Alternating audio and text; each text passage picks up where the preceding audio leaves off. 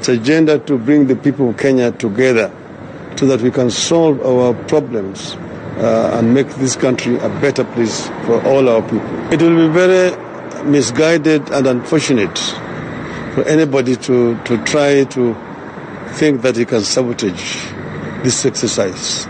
This is a people's exercise. It is the people of Kenya who are moving this process. And I don't think that there's any force that can stop this train from moving. It will move on, and we only invite everybody else to come on board. I've never said that I want to be a president in 2022. So this is how misguided some of those people are. And the BBI report does not talk about the elections 2022. That's what is completely not about. So we really don't want to divert attention of the people of Kenya. Those moves are diversionary. They are not helpful at all in this initiative. And therefore I would invite our people to completely ignore people who are completely misguided.